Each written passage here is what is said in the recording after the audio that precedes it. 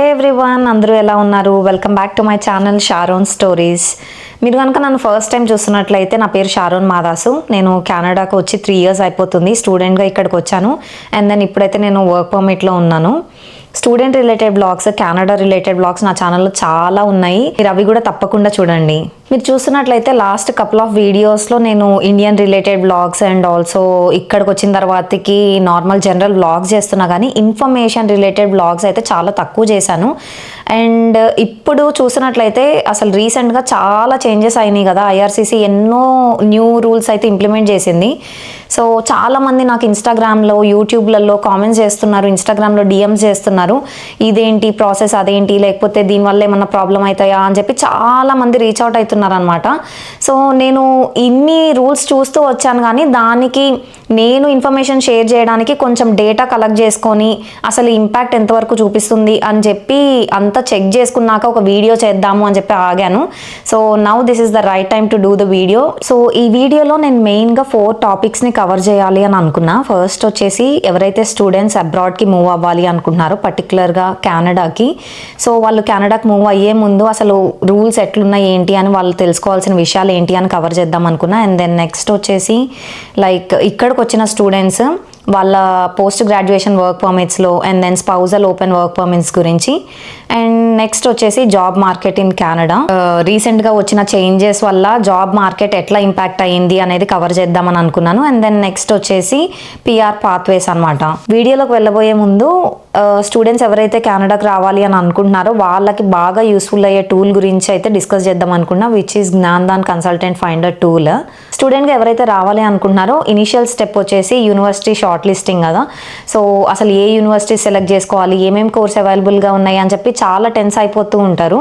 So మనము ఏదన్నా కన్సల్టెన్సీని reach out అయితే కన్సల్టెన్సీ వాళ్ళు ఏం చేస్తారంటే వాళ్ళకి టైఅప్ ఉన్న యూనివర్సిటీస్ని మాత్రమే సజెస్ట్ చేస్తారు. ఇఫ్ ఇన్ కేస్ మీకు ఒక యూనివర్సిటీ తెలిసి మీరు దానికి అందులో ఒక పర్టికులర్ కోర్స్ చేద్దాము అనుకొని మీరు కన్సల్టెన్సీ వాళ్ళకి చెప్తే వాళ్ళు చెప్పే మాట ఏంటి అంటే మీది కాంపిటీషన్ ఎక్కువ ఉంటుంది, మీకు వచ్చే ఛాన్సెస్ తక్కువ, మీ అప్లికేషన్ ఫీజులు పోతాయి అని చెప్పి మనల్ని ఏదో ఒకటి చెప్పి మనల్ని అయితే ప్రాసెస్ చేయనీయకుండా చేస్తారు. సో ఈ జ్ఞాన్దాన్ కన్సల్టెంట్ ఫైండర్ టూల్లో ఏంటి అంటే మనకి కావాల్సిన యూనివర్సిటీ అండ్ మనం చేయాలి అనుకుంటున్న కోర్స్ని అందులో మనం సెర్చ్ చేస్తే ఏ కన్సల్టెన్సీస్ అయితే ఆ యూనివర్సిటీస్కి ప్రాసెస్ చేయగలవో ఆ లిస్ట్ ఆఫ్ యూనివర్సిటీస్ని అయితే మీకు అక్కడ ప్రొవైడ్ చేస్తుంది. సో దట్ మీకు కూడా సెలెక్ట్ చేసుకోవడానికి ఈజీగా ఉంటుంది. ఈ టూల్ ద్వారా కన్సల్టెన్సీని ఫైండ్ చేయడమే కాకుండా ఫర్దర్ ప్రాసెస్లో మనకి అడ్మిషన్ సెక్యూర్ చేసుకునేటప్పుడు కానీ, కాలేజ్ నుంచి ఎల్ఓఆర్స్ తీసుకురావాలన్నా or else SOP and further documentation ప్రతి ఒక్కటి మనకి ఎండ్ టు ఎండ్ సపోర్ట్ అయితే వస్తుంది. అండ్ ఇది వచ్చేసి కంప్లీట్లీ ఫ్రీ ఆఫ్ కాస్ట్ అనమాట. ఒకవేళ మీరు ప్రాసెస్ స్టార్ట్ చేసి ఉన్నా ఆర్ ఎల్స్ మీరు ప్రాసెస్ స్టార్ట్ చేయాలి అని అనుకుంటున్న వాళ్ళైనా కానీ ఒకసారి ఈ కన్సల్టెంట్ ఫైండర్ టూల్ని అయితే చెక్అవుట్ చేయండి. నేను లింక్ వచ్చేసి కింద డిస్క్రిప్షన్లో మెన్షన్ చేస్తాను. Coming back to the video, students ఎవరైతే అబ్రాడ్ మూవ్ అవ్వాలి అనుకుంటున్నారో, పర్టికులర్గా కెనడాకి ఎవరైతే హయ్యర్ స్టడీస్ కోసం వద్దాం అనుకుంటున్నారో రీసెంట్గా వచ్చిన రూల్ చేంజెస్ గురించి మీరు తెలుసుకోవాలి. సో అందులో ఫస్ట్ వన్ వచ్చేసి నాన్ ఎస్జిఎస్ కేటగిరీ. రీసెంట్గానే ఎస్జిఎస్ కేటగిరీని రిమూవ్ చేశారనమాట. ఇంతకుముందు మనకి ఎస్డిఎస్, నాన్ ఎస్డిఎస్ అని చెప్పి 2 డిఫరెంట్ కేటగిరీస్ ఉండేవి. ఎస్డిఎస్లో ఏంటి అంటే మనం 1 full year ఫీజు కట్టి జిఐసి కడితే మనం ఏం ఫైనాన్సెస్ చూపించాల్సిన అవసరం ఉండేది కాదు. అండ్ మనము వీసా ప్రాసెసింగ్ టైం కూడా చాలా తక్కువ ఉండేది. అండ్ నాన్ ఎస్డిఎస్ కేటగిరీకి వచ్చేసి మనం ఫైనాన్సెస్ చూపించాలి, బట్ ఏది కట్టాల్సిన అవసరం లేదనమాట. 1 sem ఫీజు కడితే మనం నాన్ ఎస్డిఎస్ కేటగిరీకి ఎలిజిబుల్ అవుతాము. సో ఫైనాన్సెస్ అన్ని మనము అడిషనల్ డాక్యుమెంట్స్ అనేది ప్రొవైడ్ చేయాలి.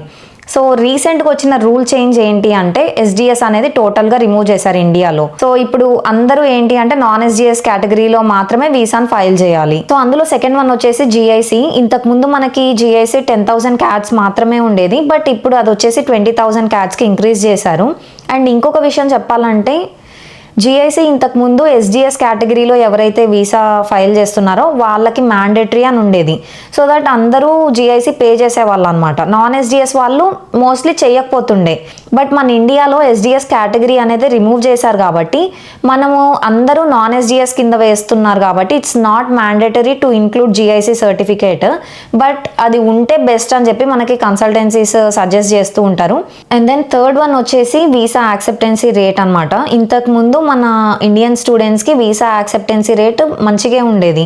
బట్ రీసెంట్ చేంజెస్ వల్ల మన యాక్సెప్టెన్సీ రేట్ అయితే చాలా వరకు తగ్గిపోయింది, విచ్ ఇస్ ఆల్మోస్ట్ ఇప్పుడు 30% మాత్రమే ఉంది visa acceptancy rate. And fourth one వచ్చేసి టార్గెటెడ్ కోర్సెస్ అనమాట. ఇంతకు ముందు మనకి నచ్చిన కోర్సు, మనకు నచ్చిన యూనివర్సిటీ మనం సెలెక్ట్ చేసుకొని వచ్చేవాళ్ళం.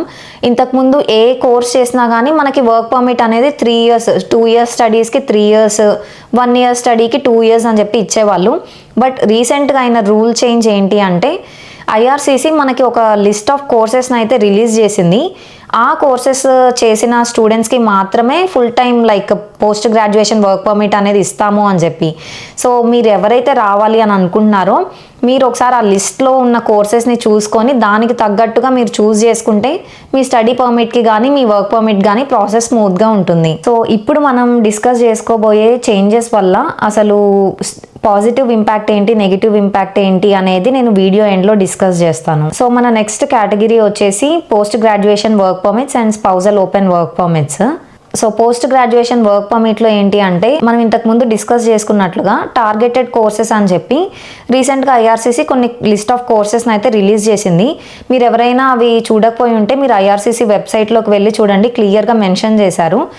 ఆ కోర్సెస్ చేసిన వాళ్ళకి మాత్రమే పోస్ట్ గ్రాడ్యుయేషన్ వర్క్ పర్మిట్ అనేది వస్తుంది అని చెప్పి వాళ్ళు క్లియర్గా మెన్షన్ చేస్తున్నారు. సో అది మాత్రమే కాకుండా రీసెంట్గా ఇంకొక రూల్ చేంజ్ చేశారు. అదేంటి అంటే మనం post graduation work permit apply చేయాలి అంటే ఖచ్చితంగా ప్రతి ఒక్క స్టూడెంట్ ఐఎల్స్ రాయాలి అని చెప్పి, అండ్ అది కూడా స్కోర్ వచ్చేసి ఓవరాల్ 6.5 ఉండాలన్నమాట. అదే కాకుండా ఈ ఐఎల్స్ డాక్యుమెంట్ అనేది మనం ఖచ్చితంగా post graduation work permit apply చేసేటప్పుడు ఇంక్లూడ్ చేయాలి. ఎవరైతే ఇంక్లూడ్ చేయట్లేదో వాళ్ళకి రిజెక్షన్ వచ్చే ఛాన్సెస్ ఎక్కువ ఉంటాయి. అండ్ కొన్ని రేర్ కేసెస్లో ఏంటి అంటే మనకి ఐఆర్సీసీ వాళ్ళు ఒక ఈమెయిల్ లాగా పంపిస్తున్నారు, లైక్ ఈ సర్టెన్ పీరియడ్ ఆఫ్ టైంలో మీరు ఈ డాక్యుమెంట్ అప్లోడ్ చేయాలి అని చెప్పి. బట్ అందరికీ అలా ఈమెయిల్స్ వస్తాయన్న గ్యారంటీ మాత్రం లేదు. సో అదే కేటగిరీలో ఇంకొక టాపిక్ ఏంటి అంటే స్పౌజల్ ఓపెన్ వర్క్ పర్మిట్స్. ఇది వచ్చేసి ఇంతకు ముందు నేను చెప్పిన వాటికి ఇప్పటికీ ఎక్కువ చేంజెస్ అయితే లేవు. ఇంతకు ముందు మాస్టర్స్, పిహెచ్డి చేసిన స్టూడెంట్స్ స్పౌజెస్కి మాత్రమే ఓపెన్ వర్క్ పర్మిట్ అనేది ఇష్యూ చేస్తాము అని ఏదైతే చెప్పారో స్టిల్ అదే నడుస్తుంది.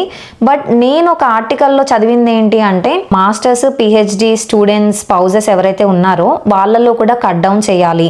లైక్ అందులో కూడా Tier 1, Tier 2 జాబ్స్ ఎవరైతే చేస్తున్నారో వాళ్ళకి మాత్రమే స్పౌజల్ ఓపెన్ వర్క్ పర్మిట్స్ అనేది ఇష్యూ చేయాలి అని చెప్పి చూశాను.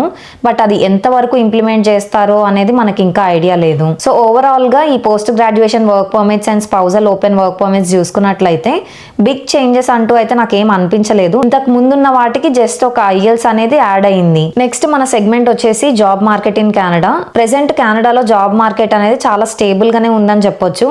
అండ్ రీసెంట్ గా నేను కొన్ని ఆర్టికల్స్ లో చూసా అనమాట, లైక్ అన్ఎంప్లాయ్మెంట్ రేట్ తగ్గుతూ వస్తుంది అని చెప్పి కొన్ని రిపోర్ట్స్ని కూడా రిలీజ్ చేస్తూ వచ్చారు. అదే కాకుండా పర్సనల్ ఎక్స్పీరియన్స్ షేర్ చేసుకోవాలి అంటే మా ఆఫీస్లోనే కానీ అండ్ నేను లింక్డ్ఇన్లో అండ్ ఇండీడ్లో చూసినవి కానీ నా ఫ్రెండ్స్ వాళ్ళ ఆర్గనైజేషన్స్లో కూడా వేకెన్సీస్ ఉన్నా కానీ అప్లై చేసుకునే వాళ్ళు చాలా తక్కువ మందే ఉన్నారు. సో దీన్ని బట్టి చూస్తే ఆపర్చునిటీస్ అనేవి బాగానే ఉన్నాయి అని చెప్పి నాకు అనిపించింది. ఇంకొకటి నేను చెప్పాలనుకున్నది ఏంటి అంటే ట్రేడ్ జాబ్స్.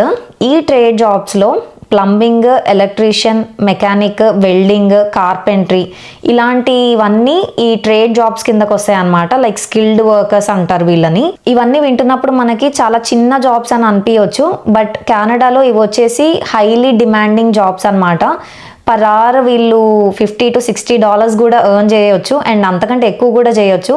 అంత డిమాండింగ్లో ఉన్నాయన్నమాట ఈ జాబ్స్. సో మన ఇండియాలో చూసుకున్నట్లయితే 10th, ఇంటర్ అయిపోగానే ఐటీఐ కోర్సెస్లో జాయిన్ అవుతారు చాలామంది. సో వాళ్ళకి ఎలా యూస్ఫుల్ అవుతుందంటే కొంచెం అప్గ్రేడ్ ఉన్న కోర్సు సేమ్ రిలేటెడ్ ఫీల్డ్లో ఇక్కడ మనం చూస్ చేసుకొని ఇక్కడికి వస్తే వాళ్ళు జాబ్స్ సెక్యూర్ చేసుకోవడానికి చాలా ఈజీగా ఉంటుంది. అండ్ నెక్స్ట్ ఇంకొక కేటగిరీ ఏంటి అంటే హెల్త్ కేర్ అనమాట. ఈ హెల్త్ కేర్ కేటగిరీలో doctors, nurses, pharmacist, dentistry and other health care workers అందరూ వస్తారు. సో వీటికి ఏంటి అంటే మనం ఖచ్చితంగా కెనడియన్ లైసెన్స్ అనేది తెచ్చుకొని ఉండాలి. ఆర్ ఎల్స్ ఈ pharmacist, pharmacy assistant, dental assistant ఇలాంటి వాటికైతే మనం ఇక్కడ కోర్సెస్ చేసైనా ఉండాలి, ఆర్ కెనడియన్ ఎక్స్పీరియన్స్ అయినా కానీ ఉండాలి. సో అదనమాట జాబ్ మార్కెట్ ఇన్ కెనడా. ఇందాక నేను చెప్పిన కేటగిరీస్ అన్నిట్లో అయితే జాబ్స్ అయితే ప్లెంటీగానే ఉన్నాయి. అదొక్కటే కాకుండా అదర్ కేటగిరీస్ లో కూడా జాబ్ ఓపెనింగ్స్ అనేవి బాగానే ఉన్నాయి. సో మన ఫైనల్ సెగ్మెంట్ వచ్చేసి పిఆర్ పాత్వేస్ అన్నమాట. లాస్ట్ కపుల్ ఆఫ్ డ్రాస్ మనం చూసుకున్నట్లయితే కెనడియన్ ఎక్స్పీరియన్స్ క్లాస్ లో 520 నుంచి 530 మధ్యలో కట్ ఆఫ్ స్కోర్ అనేది వస్తుంది. రీసెంట్ గా వచ్చిన కట్ ఆఫ్ ని చూసుకున్నట్లయితే 515 అని ఉంది. సో దీన్ని బట్టి మనం చూసినట్లయితే ఆల్మోస్ట్ కట్ ఆఫ్ స్కోర్స్ అనేవి తగ్గుతూ వస్తున్నాయి. ఇంకా trades and health care category గురించి చెప్పాలంటే వీటి కట్ ఆఫ్ స్కోర్స్ జనరల్ వాటికంటే చాలా తక్కువే ఉంటాయి. ఫర్ ఎగ్జాంపుల్ జూన్లో చూసుకున్నట్లయితే ఈ హెల్త్ కేర్ కేటగిరీకి 515 ఉండేదన్నమాట. రీసెంట్గా లాస్ట్ కట్ ఆఫ్ స్కోర్ వచ్చేసి 470. దీని ప్రకారం చూసుకున్నట్లయితే స్కోర్స్ అనేవి తగ్గుతూ వస్తున్నాయి. ఇది ఒక పాజిటివ్ సైన్ అనే చెప్పొచ్చు. బట్ ఇంకొక విషయం ఏంటి అంటే మనకి కట్ ఆఫ్ స్కోర్స్ తగ్గుతూ వస్తుంటే ఒక పక్కన మనకి ఐటీఎస్ కూడా తగ్గుతూ వస్తున్నాయి. ITS in the sense invitations అనమాట. ఎవరెవరికైతే ఇన్విటేషన్స్ వస్తున్నాయో ఆ అమౌంట్ ఆఫ్ ఇన్విటేషన్స్ కూడా తక్కువ చేస్తున్నాడు. ఫర్ ఎగ్జాంపుల్ లైక్ లాస్ట్ ఇయర్లో 5000 ఐటీఎస్ రిలీజ్ చేస్తే ఈ ఇయర్ 3000 రిలీజ్ చేస్తున్నాడు. సో అట్లా అన్ని తగ్గించుకుంటూ వస్తున్నాడు. సో చూస్తున్నట్లయితే ఈ ఐటీఎస్ తగ్గించుకుంటూ రావడం వల్ల ఫ్యూచర్లో పిఆర్ సెక్యూర్ చేసుకునే వాళ్ళు ఎంతమందికి వస్తాయి, ఎంతమందికి రావు అనేది ఒక క్వశ్చన్ మార్క్ లాగే ఉంది. సో మీరు చూసుకున్నట్లయితే ఈ కట్ ఆఫ్ స్కోర్స్ అండ్ ఈ ఐటీఎస్ రిలీజ్ చేసే దాన్ని బట్టి చూస్తే మనకి ఫ్యూచర్లో ఎవరైతే పిఆర్ డ్రాప్ చేయాలి అని అనుకుంటున్నారో వాళ్ళు స్కిల్డ్ జాబ్స్లో కానీ హెల్త్ కేర్ రిలేటెడ్ కానీ ఇట్లా ఫ్రెంచ్ నేర్చుకునే వాళ్ళకి కొంచెం పిఆర్ సెక్యూర్ చేసుకునే ఛాన్సెస్ ఎక్కువ ఉంటాయి. సో ఓవరాల్గా మనం చూసుకున్నట్లయితే కొన్ని పాజిటివ్ ఇంపాక్ట్స్ ఉన్నాయి అండ్ కొన్ని నెగిటివ్ ఉన్నాయి. ఇప్పుడు మనం స్టూడెంట్స్ పరంగా చూస్తే వీసా అప్రూవల్ రేట్ కొంచెం తగ్గింది అండ్ స్టూడెంట్స్ రావడం కూడా చాలా వరకు తగ్గిపోయింది. కాబట్టి ఎవరైతే స్టూడెంట్స్ ఇక్కడికి మూవ్ అవుతున్నారో వాళ్ళకి పార్ట్ టైం జాబ్స్ దొరికే ఛాన్సెస్ కొంచెం ఎక్కువ ఉన్నాయి. At the same time negative impact వచ్చేసరికి స్టూడెంట్స్ ఎవరైతే ట్రూ అప్లికెంట్స్ కెనడాకి మూవ్ అవ్వాలి అని అనుకుంటున్నారో ఈ కట్ డౌన్స్ అండ్ ఈ వీసా యాక్సెప్టెన్సీ రేట్ తగ్గడం వల్ల వాళ్ళకి ఎఫెక్ట్ అయ్యే ఛాన్సెస్ చాలా ఎక్కువే ఉన్నాయి. And next post graduation work permit గురించి మాట్లాడుకున్నట్లయితే ఇందులో పాజిటివ్స్ అండ్ నెగిటివ్స్ అనేది పెద్దగా ఏం లేవు. స్టూడెంట్స్ ఎవరైతే పోస్ట్ గ్రాడ్యుయేషన్ కి అప్లై చేస్తున్నారో ఐఎల్స్ రాసి కొంచెం మంచి స్కోర్స్ తెచ్చుకుంటే వీళ్ళకి ఐఎల్స్ అనేది 2 years వరకు వ్యాలిడ్ ఉంటుంది. కాబట్టి సేమ్ స్కోర్స్ ని మీరు పిఆర్ లో కూడా యూజ్ చేసుకోవచ్చు. అలాగే జాబ్ మార్కెట్ కూడా కెనడాలో బాగానే ఉంటుంది. కాబట్టి మీరు స్టడీస్ అయిపోగానే మీరు మీ ఫీల్డ్ కి సంబంధించిన జాబ్స్ లో క్విక్ గా సెట్ అవ్వడానికి కొంచెం హయ్యర్ ఛాన్సెస్ ఉన్నాయని చెప్పొచ్చు. సో నెక్స్ట్ పిఆర్ విషయానికి వచ్చేసరికి ఇందులో పాజిటివ్ ఏంటి అంటే ఎవరైతే health care and skilled jobs లో వర్క్ చేస్తున్నారో వీళ్ళకి పిఆర్ వచ్చే ఛాన్సెస్ లైక్ ఇన్విటేషన్ వచ్చే ఛాన్సెస్ కొంచెం ఎక్కువ ఉంటున్నాయి.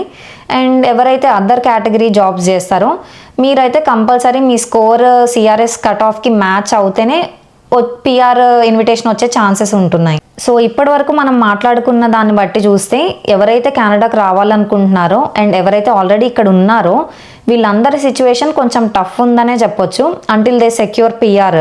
సో ఎవరైతే కెనడాకి రావాలనుకుంటున్నారో మీరు అన్నీ కరెక్ట్గా చూసుకొని జాగ్రత్తగా ప్రాసెస్ చేసుకోండి. అండ్ ఎవరైతే ఆల్రెడీ కెనడాలో ఉంటున్నారో మీరు సిఆర్ఎస్ స్కోర్కి ఎట్లా మ్యాచ్ అవ్వాలి, ఎలిజిబుల్ ఎట్లా అవ్వాలి, ఎట్లా ఇంప్రూవ్ చేసుకోవాలి అనే దాని మీద కొంచెం ఎక్కువ ఫోకస్ చేస్తే బాగుంటుంది. నేనైతే ఆల్మోస్ట్ కవర్ చేశాను అనుకుంటున్నాను. నేను ఎక్కడన్నా ఇన్ఫర్మేషన్ మిస్ అయినా కానీ మీకు ఏమన్నా ఎక్కువ పాయింట్స్ తెలిసినా కానీ కింద కామెంట్ సెక్షన్లో కామెంట్ చేయండి. సో దట్ అది అందరికీ యూస్ఫుల్ అవుతుంది. So that's all for today's video. మీ అందరికీ ఈ వీడియో నేను హెల్ప్ఫుల్ అవుతుంది అనుకుంటున్నా. అండ్ మీ ఫ్యామిలీస్ అండ్ ఫ్రెండ్స్లో ఎవరైనా అబ్రాడ్ మూవ్ అవ్వాలి అనుకుంటే పర్టికులర్గా కెనడాకి మూవ్ అవ్వాలనుకుంటున్న వారికి ఈ వీడియోని తప్పకుండా షేర్ చేయండి. అండ్ ఈ వీడియో నచ్చినట్లయితే లైక్ చేసి కామెంట్ చేసి అండ్ షేర్ చేయండి. సబ్స్క్రైబ్ చేసుకోవడం మాత్రం అస్సలు మర్చిపోకండి. Thanks for watching.